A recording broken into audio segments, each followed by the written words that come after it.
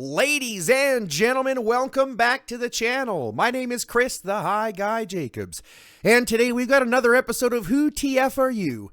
And joining us on the podcast today is the one and only Zeus. Welcome to the show, Zeus.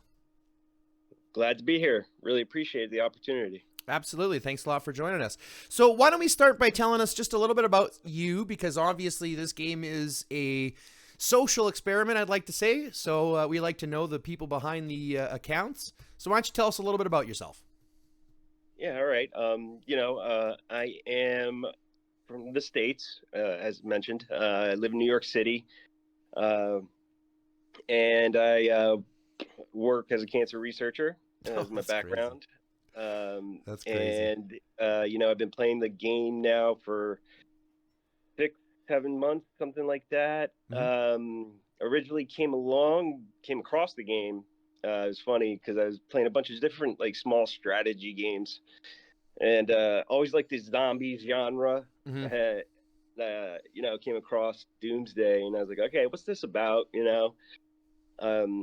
And as any new person that starts the game, I'm like, I had no idea what I was doing. Ended up joining an alliance. And I didn't mention this, but I'm still in my original region that I had started. You haven't moved regions yet? I have not moved regions yet. Yeah, nice. So I'm still. Yeah, I actually built with one of my now current R4s. Probably built like 50% of the region. Nice. Yeah. Putting in that workload. Yeah. That was when I was R4 back in those days. Now I still build, but I kind of leave the building to others at this point, Yeah. But well, once you get situated, you don't need to worry about that as much, eh? Yeah, no, absolutely. It's interesting because I was in R4 in this alliance, and my R5, who is now my R4, was like, "Hey, why don't we go?" I got invited to this alliance, and I was kind of hesitant at first, and I was like, this is kind of like our baby and whatnot. But after a day of joining the current alliance that I'm in, that we're in. We were like, oh, we're not going back. Once you get a taste of the good life, hey? Yeah, exactly. Yeah. Because we joined a group that of experienced players, people that had been playing for, over a year to 1 to 2 years. And they were really great in, helping teach the game essentially. Right. And that always makes it much more fun when, you have people that actually want to teach you, the ins and outs of what's going on. Well, not only about helping how to teach you, but it teaches you what mistakes not to make. Like my entire goal in this game when I started, making YouTubes and things like that was to prevent as many people from leveling Liam to 60 as I could. You know what I mean? Like I didn't, because I did that and I made the mistake. I thought he was, he's not good. There's nothing to use him for. So like all of the experience that I put into him, I wish I could get it back. I wish I could put it somewhere else. And so my entire goal was to help as many people as I could stop leveling Liam to 60. And it worked for a little while, and then I just gave up, and I was like, it's the same repeated beast. I'm trying to beat a dead stick, you know what I mean? You're going to get to 60 anyways. But yeah, it's funny. No, it's funny you say that, though, because, just from several of your videos, I've avoided making, what people would consider dumb mistakes or novice mistakes. So yeah, you're absolutely right. It's just as important in what not to do. Yeah, 100%. This game, because it's all about efficiency, right? It's all about the efficiency of your individual account. And like I said, this game has so much context. It's really hard to determine, like I said, who's the best hero, what's the best armaments, because there's so many layers to it. So just in that same sense, right, everybody's account is different based on how much you spend, how much time you spend, right? Yeah. What attributes you have, what skins you have. There's so many different layers to it. Yeah, you're absolutely right. It's funny that you bring that up because I mentioned that we just have had a bunch of new recruits come in, and they're coming from kind of a dead alliance, and they are, for all intents and purposes, relatively new to the game, Mm-hmm. although they have experience. So we would just spent, this morning kind of talking about, okay, what are your strong heroes? Where you should focus your armor, based on your troop type or hero type, and things of that nature. So you're right. There's just so many different layers that, people uh, don't necessarily appreciate initially. Mm-hmm. Even now, I'm still trying to appreciate everything as much as possible. Well, I don't blame the player base because IGG doesn't do a good job at kind of explaining it. They No. put out information, and it's on content creators like myself, like Panda, like Zed, to be able to put, like Armored, right? To be able to put these things out so that we can kind of break down what's actually happening. And a lot of times that like experience by its own right is far, like, I'll give you an example. Right now I'm doing armaments. I'm recording an armaments series on my podcast or on my YouTube channel, deep diving into all the armaments available in the game. And even then, I thought I knew armaments. I'm learning more subtleties that work with them too. So before it was like, well, what's the best stat? Was it block or lethality? And I was a firm believer that it's mostly block and lethality that you want because those are multiplying, multiplier of abilities. Yeah. But the more that I talk to experienced players and the more that I look at the mechanics of the game, a lot of it comes down to balance. What do you need specifically? If you already have, and diminishing returns is something that I talk a lot about, right? If I already have a lot of a block stack, is it more valuable to add a little bit of block or add more defense where I don't have as much defense already? Do you see what I'm saying? Yeah, absolutely. So it's a situation where even I'm learning more about armaments as I'm going through them because there's so much context, because there's so much subject to it. Yeah. And the developers, they keep finding new ways to make it more complex, with the recent addition of the beasts. Mm-hmm. Recent, but it just feels like, a couple weeks ago, even though it's probably been like 2 months or something like that. Time goes pretty quickly in the Doomsday universe. Yeah, right. That it does. It's like one thing after another. So yeah, adding the beasts was, something that I think everyone was kind of like, okay, here's another layer of complexity that's being added. That's right. That's right. And that people are still trying to learn. And well, I think what's up with the beasts is that people are thinking that they're far more complex than they are. So from all of the research that we've done into them, I've spoken to Zed about this a lot. We've spent some time going through reports and he's kind of broken things down for me as well. Beasts are super influential, but there's a huge misunderstanding not only on how to use them, how to pair them together, but they're really surface level difficulty. It's not like there's layers and layers of context when it comes to beasts. It just looks like there is. Yes, because of the different types. Yeah. And combinations, but you're right. When it boils down to it, they're pretty straightforward. Yeah. It's just how to best utilize them, I think, with your heroes. Sure. If I can give the best advice when it comes to beasts, like I still have to do a whole video on beasts. This is one that people have requested, so I will be doing one, kind of as a breakdown as well. But like the best advice I can give to beasts is like, in reality, the fire, the water, and the grass types, totally irrelevant. Okay. It doesn't matter. That additional damage that fire does to grass and grass does to water and water does to fire is irrelevant, right? It's not going to be something that you're focusing on in the fight, right? Yeah. So in reality, when you're looking at it, not only are you looking at the physical beasts as your priorities, right? Your garrison beasts or your rally beasts. But in reality, you want to look at the ones that are providing attribute, like the opposite attribute. So I was talking to Zed about this too. And it's like, well, who do you pair them with? Well, I'll give you a prime example. The pangolin, the crystal pangolin, provides crit and combo. No, crit and counter. Right? So they provide crit and counter as their attribute bonus. If you pair that with the crab, who provides combo and corrode, right? Combo and corrode, you are now providing all three stat abilities. And since diminishing returns is a real thing even in those attributes, it's better to pair them together to actually get all three skills triggering every turn. Yeah. Right? Yeah. So in reality, once you understand that, you go, oh, okay, so it's not about hyper focusing one attribute. It's really about spreading it out and getting as many as you can, because it is so surface level. It's not that complex. Yeah. Yeah. And so once you You're, start to digest that, the rest of it goes, okay, I think I can deal with this. yeah. Yeah. I finally think, it's interesting. I think like 2 weeks ago, I finally got a firm grasp on this, the entire concept of pairing the Mm-hmm. beasts, like we were just talking about, essentially, and for different purposes, just, like rallies or garrison or whatever it might be. Yeah. Uh, but other than that, yeah, they're pretty straightforward overall. It was just another thing that another meta that the developers wanted to add.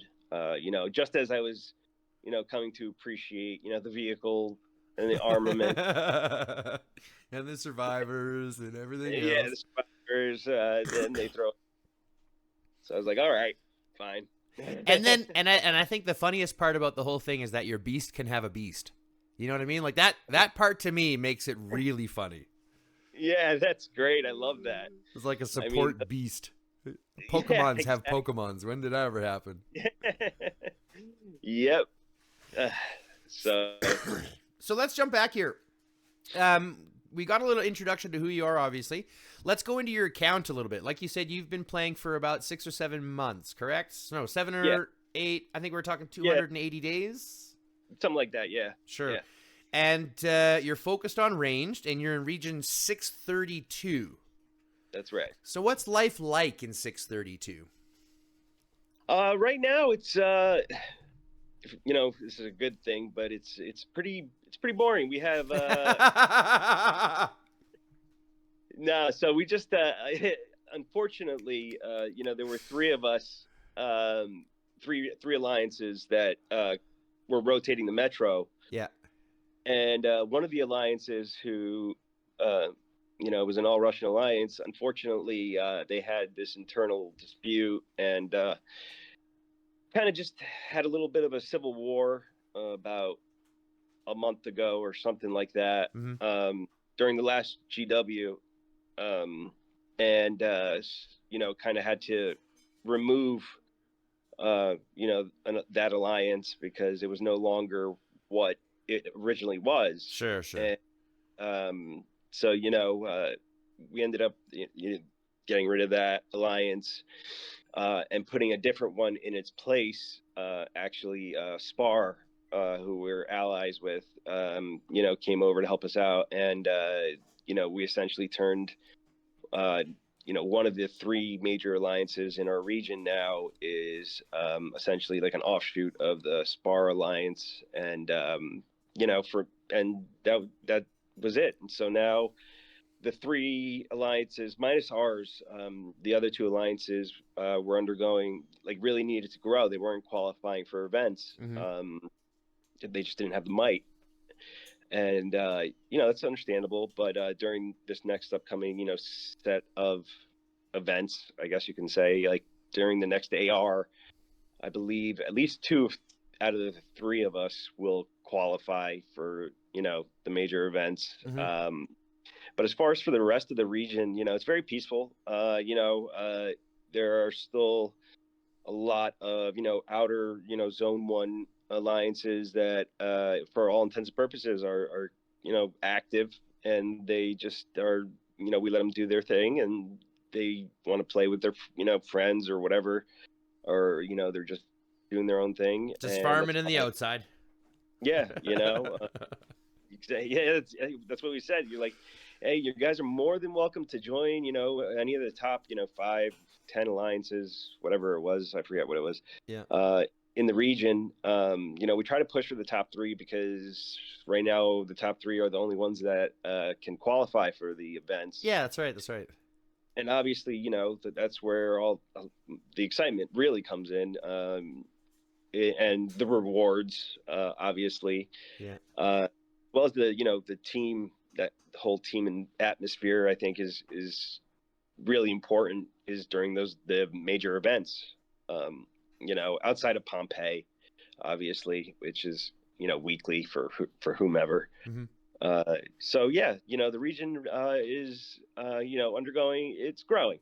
We're not a young region, but we did have some turnover recently. So, but it's peaceful. So I Good. prefer that. I'm going to be honest with you. I prefer that than how it was about a month ago when there was like a lot of tension. I was I was in AR. I remember being in AR and being like, oh man, back in our home region, I have to worry about this issue that we have to take care of.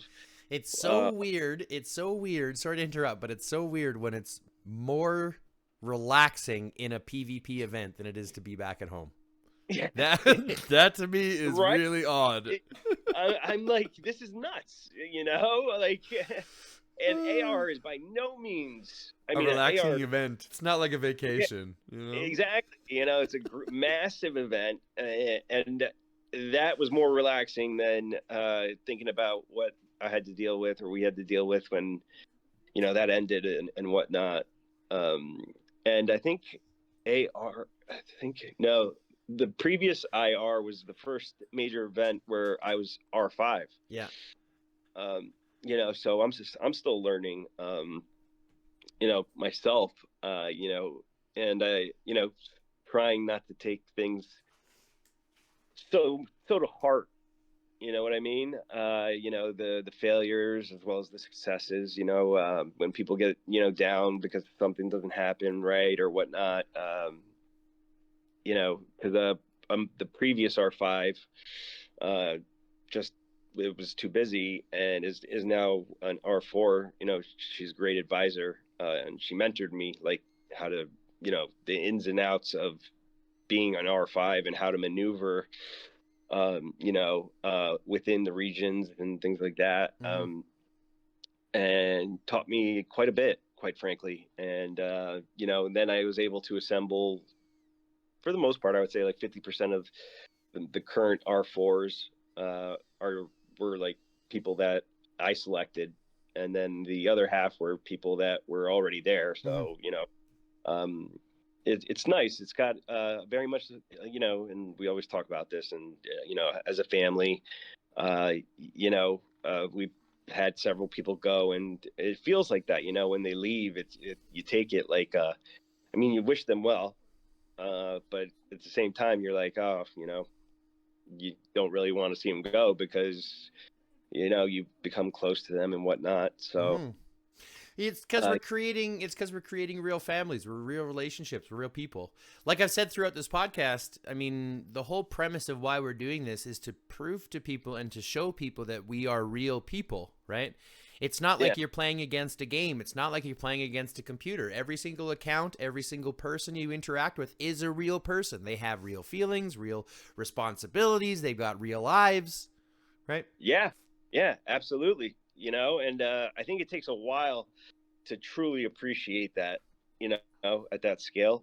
Yeah, Because 100%, 100%. at first you're kind of just like, okay, I'm doing my thing and maybe, interacting with one or two people. And then, when you finally like find a home, so to speak, you get to know the people and, you just make a connection. And It's that's one of the things I really like about it. Absolutely. It's one of those things where you look at it, and the more that you're able to appreciate what you've created, right? The more that you actually get into the game. As much as I said this is a war game, and this is absolutely a war game, the whole purpose of this game is to fight, build troops, fight your troops, destroy troops, all that kind of shit. All that stuff is absolutely true. But it's also a huge social experiment. It's also a huge social game. There's such a huge proponent and component, pardon me, of creating that environment of being accepting, being helpful, right? Helping your other teammates. Right? It's not just a one-on-one game. You can't win this game by yourself, right? You do need your alliance mates to do that. And, playing on a team and being part of a team is ideally what, the best part about this game is. Yeah, I couldn't agree more. Like as I mentioned, initially when I first started out in my first alliance, we had couple actives, handful. Mm-hmm. But then, when we joined our current alliance, everybody was active, and that's when you got that real feeling of, okay, wow, these people, you know, grow and learn together. And And give a that's shit. kind of, yeah, exactly. That's kind of our motto, too, is, we all learn together. Because the truth is, no one person knows everything, That's true. obviously. Yep. Like I said, I Uh, learn new stuff every day. so it's nice, I think, to have that, nice collection of people that actually care. Mm-hmm. And that's what I try to surround our entire alliance with, is are people that care, Yeah. not just the game, but about each other. Yeah. And I think that's because that's something that is very prominent when I talk to any player of any size, whether they're 15 million might and just starting the game, or whether they're 300 million might, considering themselves a whale, fighting in the top G brackets of the rankings. They all say the same thing: the strength of the community, the strength of those relationships, the friendships that you actually build in this game. Is it not only is it what keeps us going and brings us back, but really is, in my opinion, the true value of this game. They're really missing out on the capability to kind of create change. I mean, I've met, like, I haven't met in real life, but I know people that live quite close to me in this game, right? They live just a couple of hours away. I mean, one of my best friends lives down in Pittsburgh, which is, I mean, don't get me wrong, I live in Canada, he lives in Pittsburgh. It's still a 30-hour drive because we live in gigantic countries. Yeah. But I mean, Yeah. but we're neighbors, so it's one of those things where even that distance doesn't seem like much when I'm already used to driving 8 to 10 hours, Yeah. on average. Yeah. So It's funny you say that. Like one of my R4s, who by pure coincidence, was pointed out to me by somebody else. I found out lives in New York City. yeah. And I was like, oh wow, small world. So it was Have you guys met up yet in real life? no, not yet. Haven't had Oh the chance. shit! Here it comes. Yeah, I know exactly. No, we've talked about it, but some real life things need to be handled first, Yeah, like you mentioned. yeah. But yeah, exactly. It's funny because being an international alliance, you meet people obviously like from the States. I think like half the people in our alliance might be from the States, and then the other half, like literally from the complete opposite time zone, like Yeah. 12-hour time difference. It's Yeah. very. I sleep poorly.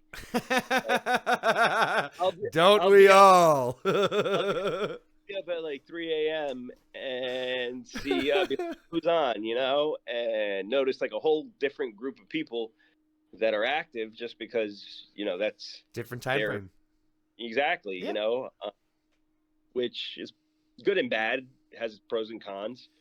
Yeah. Is trying to organize things so that events and whatnot are optimal for everyone is Antipede all, and Pompeii times. Yeah. yeah, exactly. We try our best to make sure that it's the best time for everybody. Do you guys rotate Or, Pompeii and MP times or no? no, we've actually, since it's like literally like a perfect split, like of almost like a 12-hour time difference. For what is like 9 a.m. for me is 9 p.m. for the other half of the alliance. Oh, so So it actually works out. yeah, so Nice. for the most, yeah, it actually does work out pretty nicely. That's very cool. It's, Yeah. I mean, it's one of those things that I preach a lot about on this channel, is finding the right alliance for yourself.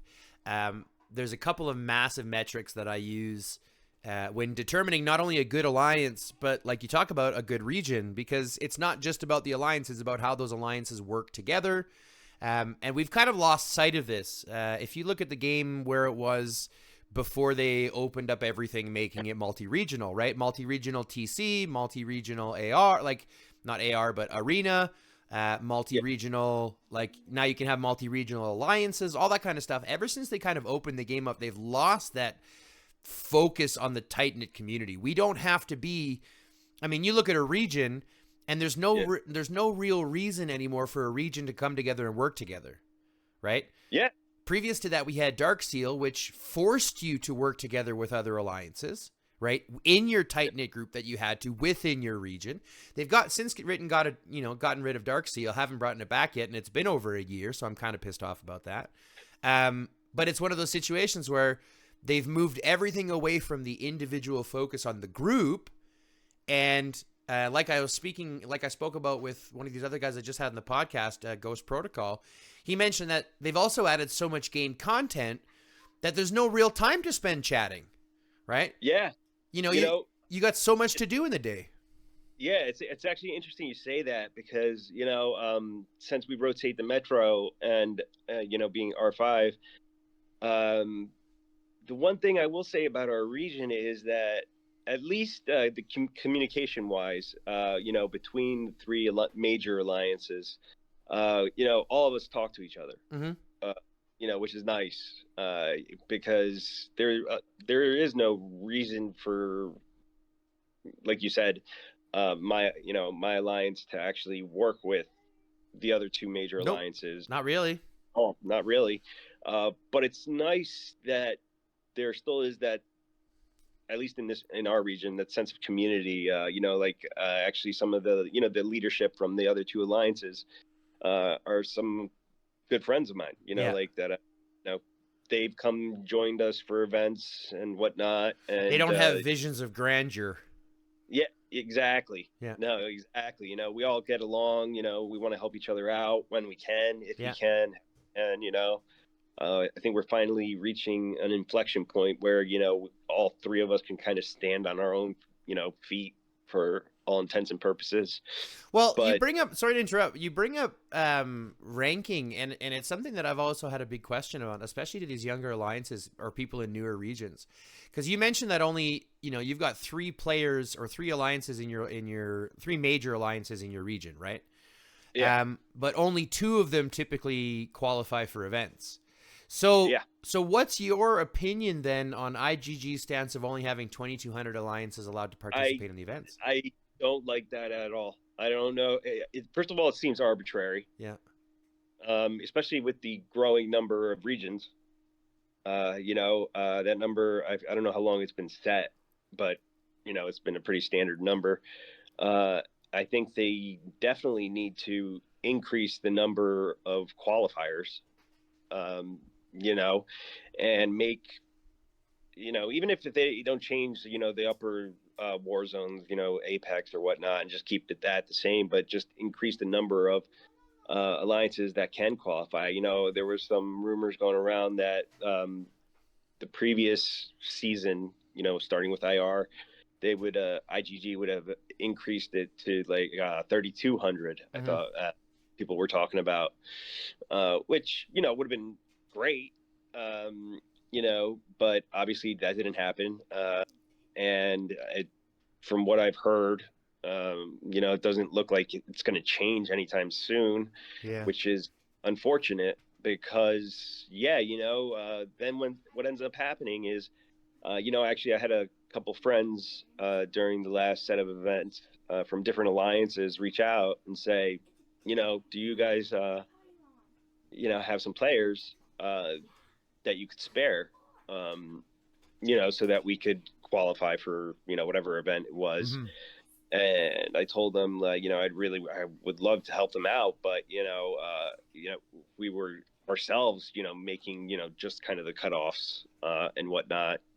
As a matter of fact, we just missed this IR by freaking 44 spots. Really? So, yeah, I'm not. Yeah. What's if you don't mind me asking, what's the might of your alliance right now? It is 3.5 billion. And you guys missed registration. We got down to 3.2, and we were at something like that, and we got to 22.44, and I was like, you got to be. So this is my point. And you kind of already brought it up themselves. They continue to increase the limit of regions. So now we have 700 and I think 50 or 730 or something like that, what regions we have now. They keep increasing that number, but they're not increasing the number of how many are able to participate. So now you're telling me that it's at 3.2 billion and you're still not participating. Yeah, like it was. I was very upset and shocked. Okay, just to say the least. We were fluctuating around that point, and I'm like, okay, we're gonna be fine. But what ended up happening, I think, were a lot of alliances like registered or joined. Within like an hour or two before registration closed. That's what So happens. Yep. you know what I mean? Yep. And so we didn't have the time to make adjustments, and we missed it by freaking 44 spots. And I was like, If it makes you feel any okay. better, I'm gonna admit something to you right now that'll make you feel a lot better. Okay. Yeah. And this is to everybody at home to prove that yes, it can happen to you. Not the last AR, but the one right before that, my dumbass kicked players from our alliance, forgetting about the bots that we have, because bots don't count. They're too small. They don't count as eligible players. So we missed AR because my dumbass kicked active players. Well, they weren't active, but it would have been put us over the top, right, to at least qualify. Yeah. To get us the best matchmaking we could, because I didn't account for our bots, which fuck me, right? So don't feel bad. I get it. I get missing AR. It sucks. But I've been there because my dumbass has made that mistake. You know what? That does make me feel better. I'm sorry. No, don't. I hope it makes you feel better because I feel like a dumbass. Because I was so pissed. I was like, oh my God, we were moving people around and doing all this crap. Mm-hmm. And I'm like, you got to be shitting me. Yeah, we'll be good. We'll be good. We'll be good. Yeah, I've been there. You know what the worst part was? I realized my mistake with 1 minute left on the clock. So all I could do is watch that. Yeah, exactly. Watch the time tick down going, no, what did I do? No, what did I do? They're going to be so mad at me. Oh, no. Yeah, that's, that was kind of what happened to us. We ended up losing. And IR is my favorite event. I'm going to go out and let everybody know that. Nice. It is my favorite. IR is a good event. IR or AR? IR. Okay, good. IR is a good event. Yeah, AR is like a T6 event. I feel like That's true. You could do well with T5s, but with that many alliances, if you don't, you're fighting whales. Yeah, exactly. Yep. Yeah, that's true. But IR has more of that. And there's a lot of diplomacy in IR. With making alliances with different alliances. Yeah. They need to come up with a word for alliance squared. Yeah, exactly. But for lack of a better term, but through that kind of interaction, we've actually made really good friends with other alliances. And I just enjoy the event overall. And for the most, I will say this: I enjoy all the events. Yeah. They have their pros and cons. GW, I'm still, trying to, learn the best approach to it. GW sucks. Everybody says that, and to me, it's like, okay, whatever. It's just, it's just bad timing for almost everybody, and it's too restrictive, and the rewards are poopy, and it's just not worth it. The rewards are terrible. Yeah. I agree with that completely, and the one thing I will say that really aggravates, I don't know if IGG just started doing this or if they've been doing it, is the back-to-back-to-back kind of thing, where they have IR, then they have AR, and then they have GW right after it. It's like by the time one event rolls, is ending, registration opens for the next event. Yep. And you don't even have time to kind of recover. Nope. That's what they want. So let me give you a little bit of a breakdown, because this is there's some actual lore here to this, some IGG lore. Because GW, has GW been around since you've been playing? Yes. Okay. So you have to understand that GW is a newer event. It's the newest event that we've had so far. Okay. Yeah. It has been the one that came out to replace Dark Seal. So we used to have an event called Dark Seal. I've heard of it. And Dark Seal was taken away, and they said that they would rework it and bring it back. They brought Genesis War, told us it wasn't the remake, told us it wasn't the remake, so that's what we're hoping, that that DS will still come back eventually. But the premise is, when they first brought it out, there was so much backlash because they did 5 weeks back to back to back to back to back of Genesis War. So it was Genesis War, Genesis War, Genesis War, Genesis War, Genesis War. 5 weeks back to back to back. And then it was IR, AR, Genesis War again. So there was like 2 months of nonstop events, and people were like, this is fucking nuts. We can't do a schedule like this. This is too many events. This is costing too much. The cost to heal is too much. And if you look at Genesis War, there's a lot of things that happen in Genesis War. For example, when you're fighting in an outpost or in the science hub, the deaths on those are 100%. Yeah. So you end up with way more deaths. Now, yes, 85%, right? It's an 85% go to the aid station. Return. So you're only losing 20%. But that's still a ton of loss. And if you don't provide enough downtime, so there was this huge pushback from the community to go, hey, we need a better schedule. So we worked. We put together there was a small collection of players that put together a protest. We ended up getting some players involved. I don't know if it really did anything, but shortly thereafter, we ended up with a schedule that was 3 weeks on, right? 3 weeks of events and then 1 week off. Yeah. And that's what we have right now. And even now, people are saying it's still too much. Yeah, I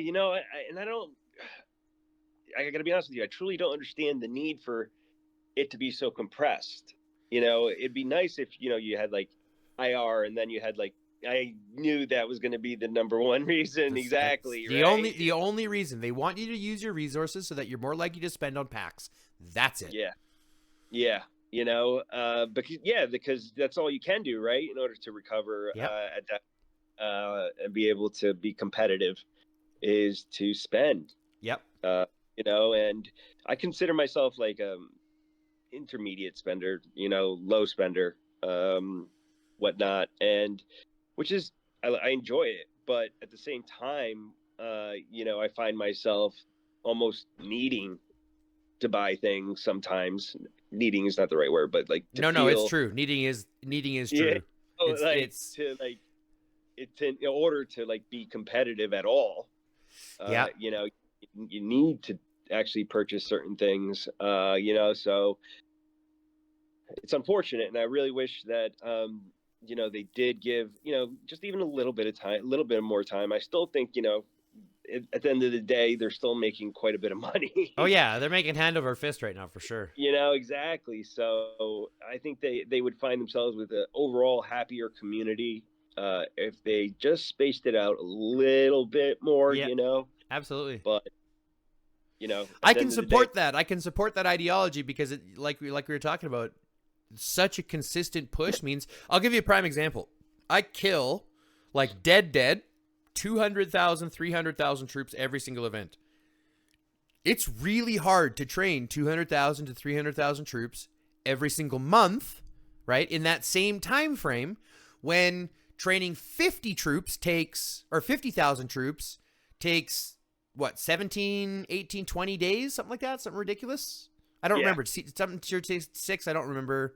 I don't build 50,000 very often, but it's a lot. It's like 30 days. Yeah. Right. So without speed ups, without resources, without spending for everything else, like it's a ridiculous amount to have to do. And so only giving us 1 week off isn't really enough. I would suggest, and I would appreciate myself a lot more time too. Yeah. And I like the fact that they have the smaller events throughout, whatever they may be. When I say events, I mean like, they have All-Star Night, smaller things, District Showdown, Alliance League. Alliance League, exactly. I wish that they would use the opportunity between events for those kinds of things, instead of smashing it all into our week off. Yeah, exactly. It seems like those things don't really take up too many like troops and things of that nature, but like you're trying to recover at the same time. You're Spending all you my know you time end up farming. I want to farm, not necessarily kill zombies and hive minds e- and exactly, use and do speed all these ups. other tasks and whatnot in order to get rewards, Yeah. et cetera, et cetera. But What do like I you want to said, use my speed ups now when I can use it during, like, I don't want to use it during Alliance League when I can use it during Top Commander. You know what I'm saying? Like, exactly, absolutely. Like I just found myself in that exact dilemma. I'm like, yeah. I want the rewards, but at the same time, I got to save this for Top Commander, and so one of my R4s always has to remind me, don't spend, save, and I'm like, okay, yeah. So Just get comfortable looking at red dots. I joined this game and I found out there's a lot of dopamine for clearing those red dots. Right? It oh my feels god, so great in the brain.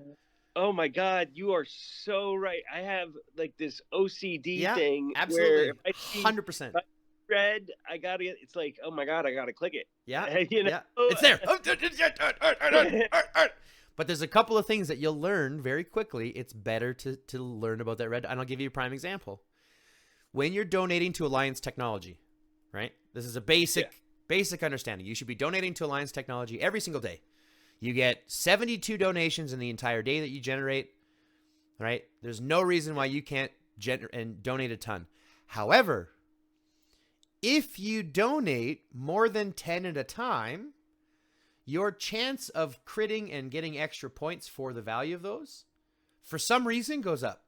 I don't know why, but I've always found that if I use more than 10 donations so save up 10 donations, at least 10 at a time, by the end of my day, I've donated like 23,000, 24,000 for free without using gems, without using anything else. So I always end up with more. So get used to looking at that little red dot. Yeah. And the red dots in your hero section. Get used to looking at both of those and you'll be fine. The rest you can clear off. You're right. That and I will say it took me a while, for the armor. When you reach a certain threshold of the carbon. And, that little red dot. Yeah. For a while, I'm glad that one's hidden up far away. I know. It's like I got to use it, and then you're like, no, what are you doing? There's a secret to that one too. I'll give you another little trick. If you have the border, you have to have the right border. But there's a very specific border. It's like one of those red flower borders. The red dot camouflages in perfect, and you don't even notice it. It just looks like part of the border. Check that out. Because that dot drives me crazy. Yeah. It's a red flower one they had for Valentine's Day. And it matches so perfectly with the red colored roses that are there. You almost can't even tell it's like you would miss it without even looking. That is priceless. I'll need that. Yeah. So I will. All right. Yeah. So let me bring it back here. So in the game, you've been playing now, like we mentioned, about 280 days. You're a ranged focus player, right? Yes. So what is your opinion on the newest releases of heroes, the Ethan and Sophie that just joined us here recently? Have you had the chance to play with them yet? No, I have not. In all honesty, I have not had the opportunity. I have had the opportunity to see them in action. Yeah. And I will say they're pretty effective. Yeah. They hurt a lot. Yep, that's true. Yeah, and actually, that's kind of what I'm saving up for the next All-Star night, which is ranged. I'm not sure who's going to be available or whatnot, but I would imagine one of them. I like their both of them. Quite frankly, one I mentioned that before we had a T6 who was range heavy, and they had both Sophie and Ethan, mm-hmm. and I will say they were absolute monsters. Mm-hmm. I think unfortunately, I don't like that they keep releasing new heroes. Mm-hmm. more and more. Just as we've got new riders coming in next. Yeah, new ones. I saw that. Thankfully, I'm not rider focused, so I don't really.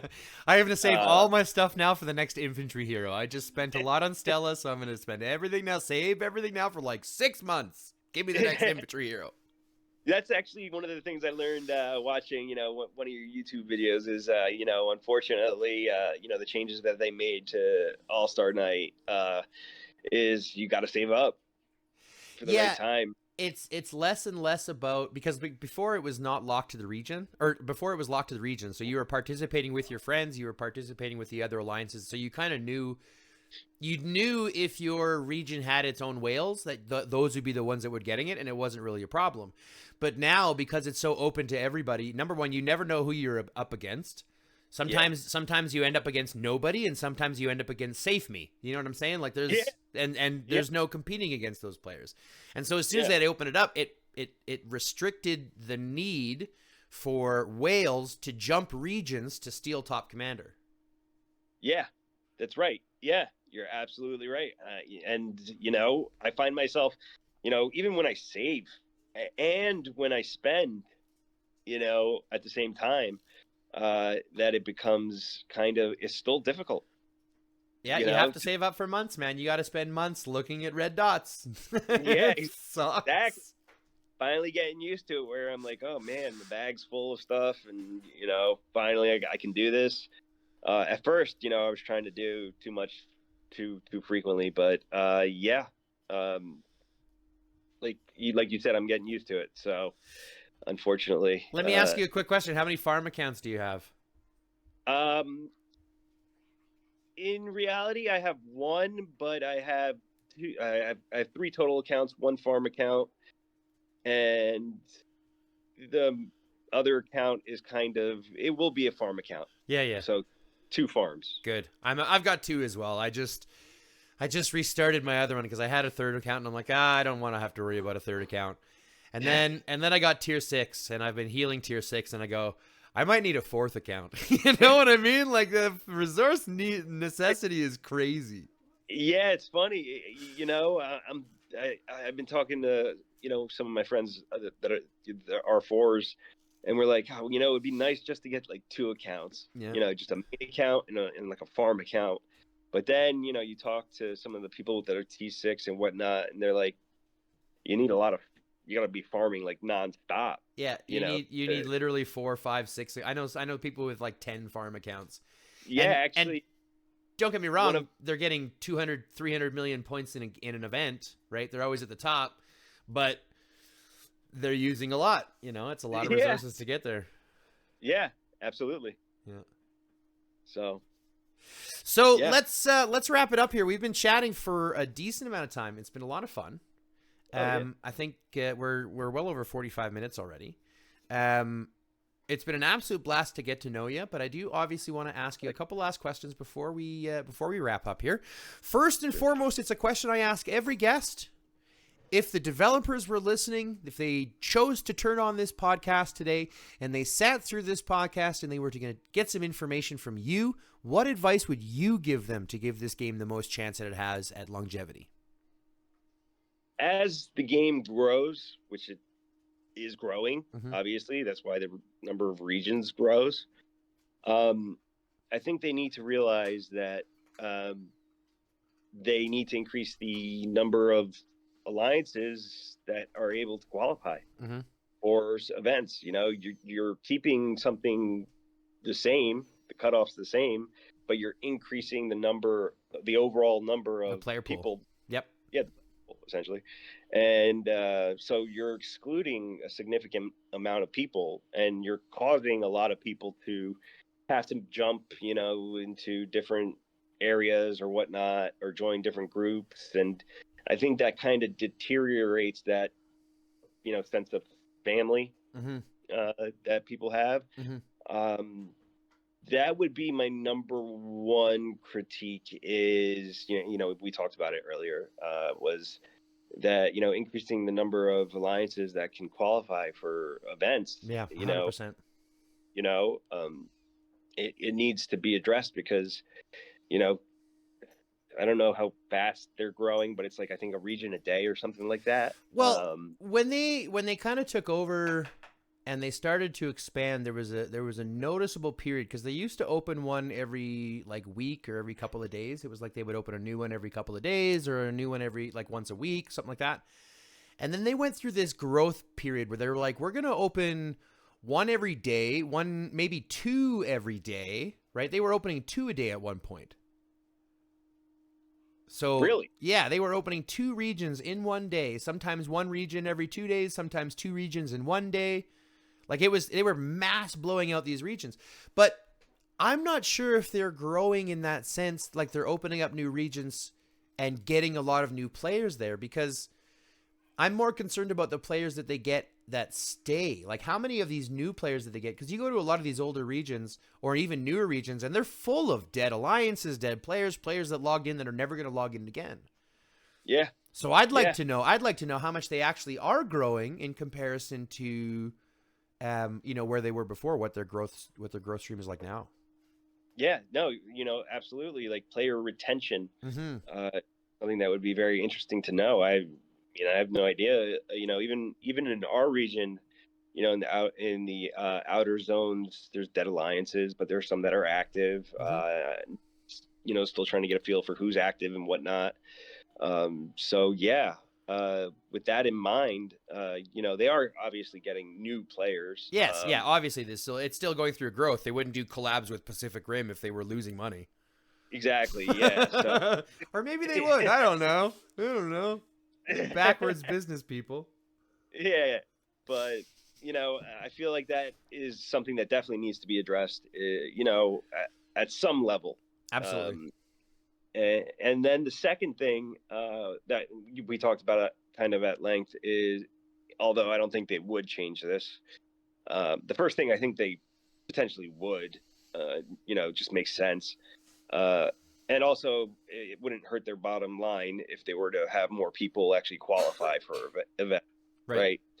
But it would be increasing the time frame between events. But that I don't. Dealing with the schedule.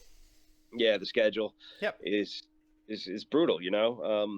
We were at a point where we were kind of talking about intentionally missing one event, just so that we could recover appropriately for all the events. But which event we would skip would have ended up being like GW, which is at the tail end anyways. So then you have like 2 weeks of downtime. Mm-hmm. And so in my mind it's tough. You have to either miss Archipelago Raid, which is like the main one, which then gives you like a week off an event, a week off an event, gives you something to play for.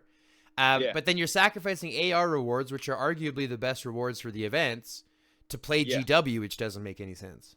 Yeah, exactly. Yeah. So, I wish that, it would be nice if they kind of maybe just like mixed the schedule up, like started with GW and then, I don't know, AR and then IR and then, the next round mixed it up more.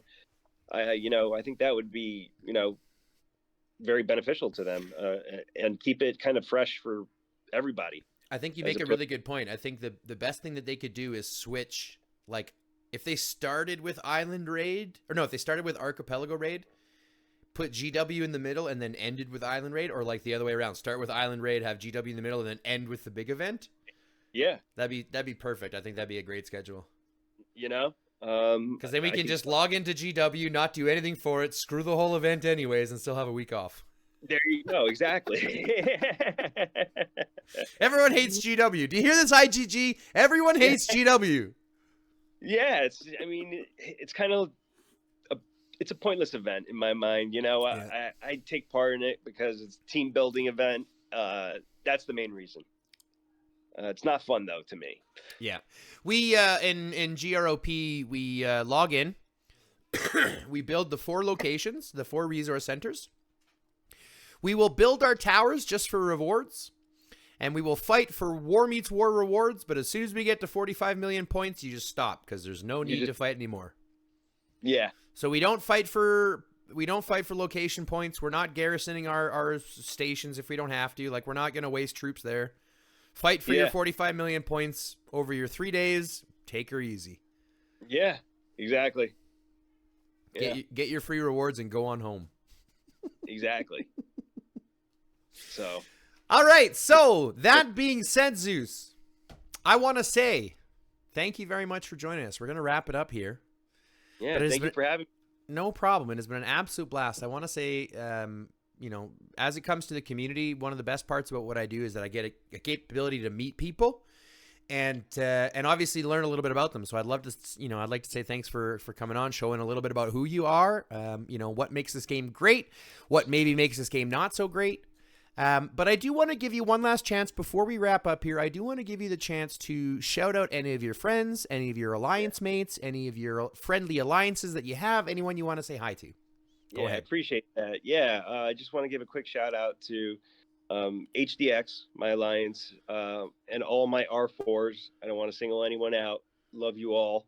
You guys do a great job. Without you guys, we wouldn't work at all. So thank you very much. Very nice. I want to give a shout out to our other two major alliances, DMW in Region 632, as well as SPR1 are the other major alliance. You know, the three of us are doing a really good job, and we just got to keep it up and keep recruiting. And, you know, the next cycle, or the next event, I should say, will be very interesting, and just got to keep up the good work. Awesome. Awesome. Well, Thank ladies you. and gentlemen, that was Zeus. I am Chris the High Guy Jacobs. This has been another episode of Who TF Are You? And from everybody, I'd like to say thanks very much for tuning in. If you liked what you saw, go ahead and smash that like button, comment down below, hit the subscribe button, and fill out the notification bell so you get any new drops when we drop new content. If you can afford it, go ahead and click the join button, become a member, help support the stream any way that you can. Share it with your friends, and let's get this train rolling. We are pushing to 2,000 subs real hard.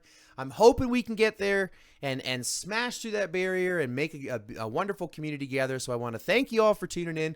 Love, peace, chicken grease, and until next time, stay lifted.